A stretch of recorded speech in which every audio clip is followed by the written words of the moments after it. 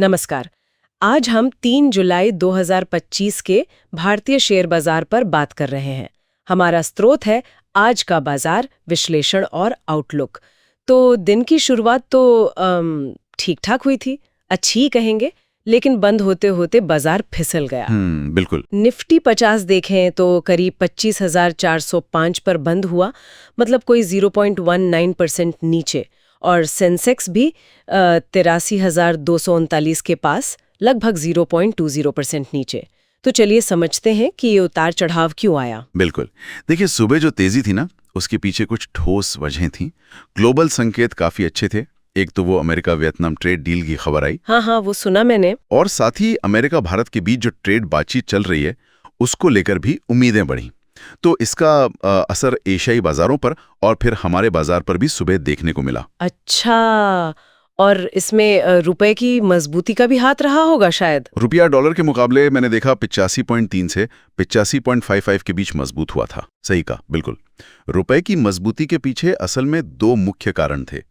एक तो ये उम्मीद बढ़ रही है कि यूएस फेडरल रिजर्व जुलाई में ब्याज दर घटा सकता है। अच्छा। और दूसरा, भारत में जो फॉरेन करेंसी इनफ्लो है वो भी आ रहा है। तो इन दोनों चीजों ने मिलकर शुरुआती मूड को, मतलब सेंटिमेंट को, काफी बेहतर किया था।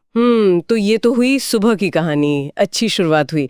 लेकिन फिर दिन में क्या हुआ? बाजार वो बढ़त धरी नहीं रख पाया। हाँ, यहीं पर मामला थोड़ा बदला।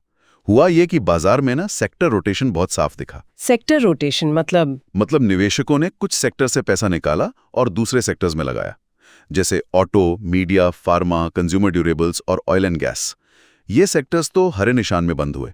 इनमें खरीदारी देखी। अच्छा, तो इनमें पैसा आया और निकला कहाँ से? पीएसयू बैंक शायद। हाँ, बिल्कुल। पीएसयू बैंक, मेटल्स और रियलिटी, इन सेक्टर्स में दबाव दिखा।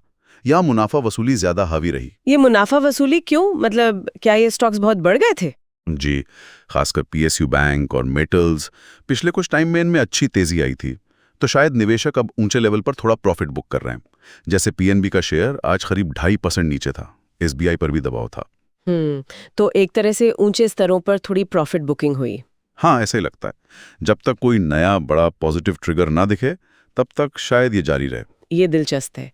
और अगर कुछ खास शेयरों की बात करें, मैंने देखा एचडीबी फाइनेंशियल सर्विसेज, उसकी लिस्टिंग के बाद भी तेजी बनी हुई है। हाँ, एचडीबी फाइनेंशियल ने लिस्टिंग के बाद भी अच्छा प्रदर्शन जारी रखा। आज भी करीब 4% ऊपर बंद हुआ। अच्छा। लेकिन दूसरी तरफ एवेन्यू सुपरमार्ट्स यानी डीमार्ट और नाइका, इनके शेयरों में आज गिरावट आई। डीमार्ट करीब 3.7% और नाइका लगभग 4.3% नीचे था। ओ, इनमें गिरावट क्यों? इसके पीछे खबर थी कि शायद कुछ बड़े निवेशक अपनी हिस्सेदारी बेच सकते हैं। ब्लॉक डील्स वगैरह की बात चल रही थी। तो ये दिखाता है कि बाजार सिर्फ सेक्टर लेवल पर नहीं बल्कि स्टॉक स्पेसिफिक खबरों पर भी रिएक्ट कर रहा है। बिल्कुल। तो आज का ये जो मिला जुला कारोबार रहा और ये सेक्टर रोटेशन देखा, इसे देखते हुए कल यानी 4 जुलाई के लिए क्या रणनीति होनी चाहिए? किन लेवल्स पर नजर रखना जरूरी है? देखिए, निफ्टी के लिए जो अहम सपोर्ट लेवल है वो अब 25,300 से 25,350 के जोन में है।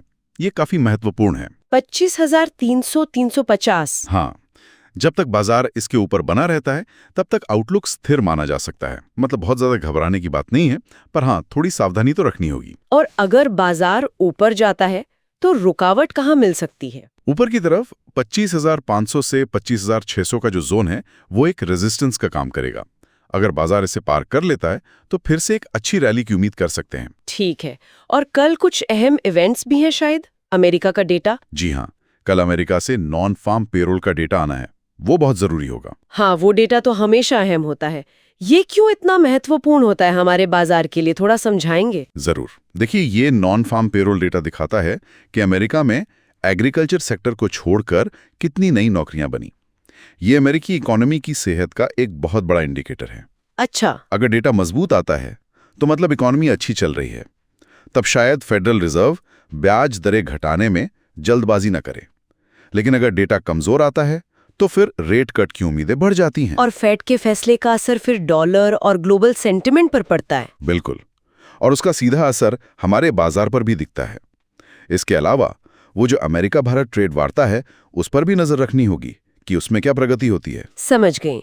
तो रणनीति की बात करें, क्या कुछ खास सेक्टर्स पर फोकस करना चाहिए अभी? देखिए, आज का ट्रेंड देखें तो ऑटो, फार्मा और कंज्यूमर सेक्टर में मजबूती दिखी।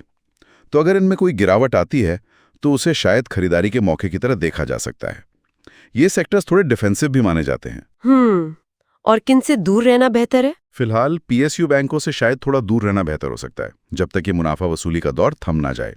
और जो एवेन्यू सुपरमार्ट्स और नायका जैसे स्टॉक्स हैं, उनमें खबरों के चलते उतार चढ़ाव रह सकता है, तो शॉर्ट टर्म ट्रेडर्स उन पर नजर रख सकते हैं, लेकिन सावधानी के साथ। तो कुल मिलाकर आज का दिन ऐसा रहा कि ग्लोबल संकेतों से शुरुआत तो अच्छी हुई, लेकिन फिर मुनाफा वसूली और सेक्टर रोटेशन ने बढ़त छीन ली।